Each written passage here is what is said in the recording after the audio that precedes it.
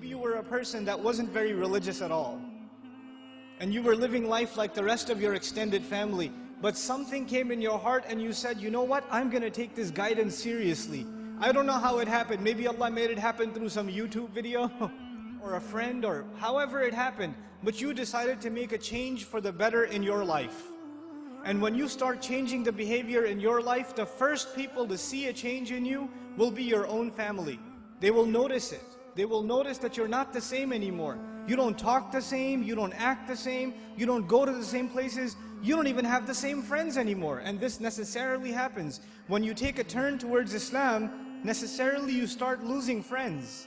Because your old friends used to do pretty bad things and now you can't do those things with them anymore, so you suffer a loss of friends. And at the same time, your family starts saying, you're acting a little too weird. And for the young man, the family might even say, what's that thing on your face? You forgot to shave? What happened to you? And the girl starts wearing hijab and the family might even be in shock. And this is a Muslim family, mind you. They'll say, take that thing off your head.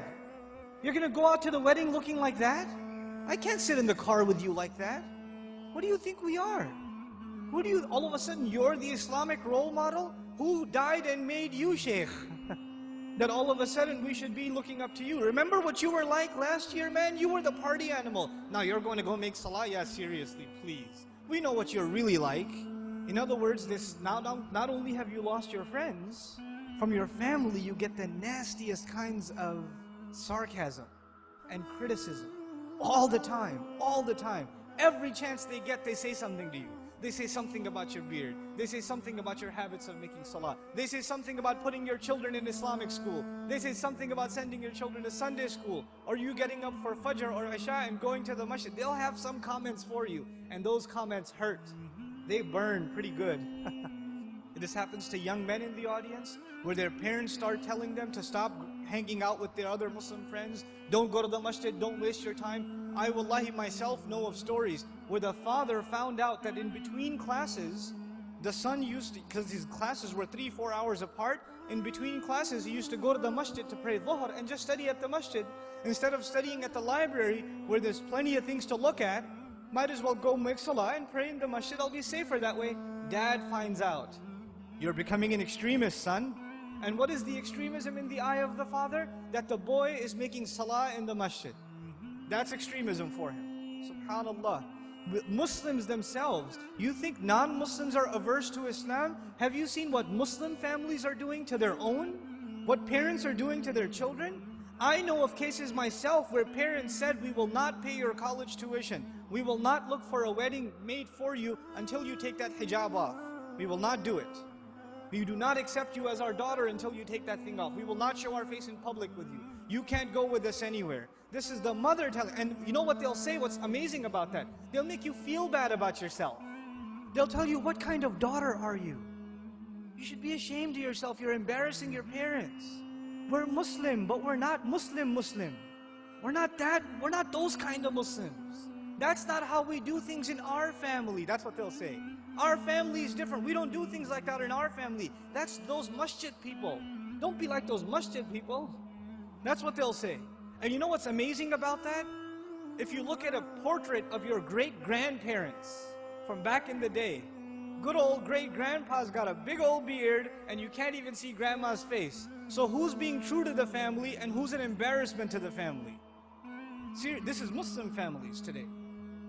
And you're in the midst of all of this. And you know what happens? Because you've made a decision to turn towards Islam, if an enemy of Islam came to you and said, abandon your religion, you'd say, oh yeah? I'm going to be even more committed. You would become energized in your zeal for the religion when the enemy attacks Islam. We'd get even more fired up. Muslims get fired up in the craziest of ways. Somebody draws a cartoon about the Messenger ﷺ and Muslims go crazy and they'll burn some other guy's car up or break somebody else because they're really angry. But we get fired up when something happens, something questions the dignity of our religion, even if it makes sense or doesn't make sense.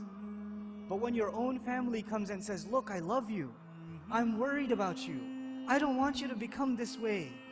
This is the way of the people who fail out of college, who don't have a career, who have miserable lives. I don't want you to fall into this extreme. Somebody is putting you under their influence, you need to get away from them. They see stuff on TV and they become paranoid. And you're in the middle of all of this. And it becomes hard to hold on to your religion in the middle of all of this. It becomes hard. Because it's not the enemy of Islam that's pulling you away. Who's pulling you away? Your own family, your own parents, your own husband, your own wife, your own brother, your own cousins, your own in-laws. They're the ones pulling you away. So how do you deal with that? The most inappropriate response to this pressure is anger. And you know what? That is the most common response too. Your parents start yelling at you for growing the beard, and you're a young, hot-blooded guy. What do? Oh yeah? It's the sunnah. You can't tell me what to do. You're following culture, and I'm trying to follow Islam. And you slam the door in their face. Way to go. Because that's what Allah wants you to do. Yell back at your parents. And they're just they're talking about your beard. What was Ibrahim's father talking about, alayhi salam? Was he talking about something small or something big?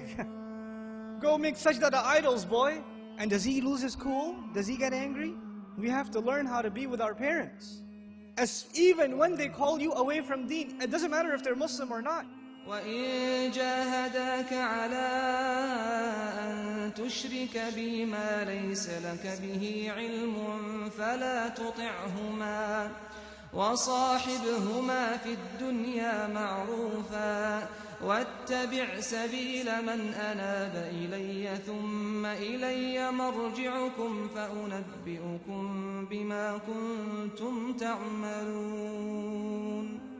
Allah Azza wa Jalla tells us, if they struggle against you to make you follow what they themselves have no knowledge of, don't obey them while at the same time accompanying them in the most dignified fashion. Obeying them is separate, respecting them is separate. Just because you didn't obey them for the sake of Allah when it came to matters of halal and haram, or when it came to matter of iman and shirk or kufr, just because you didn't obey them does not give you the right to get angry at them. You can't.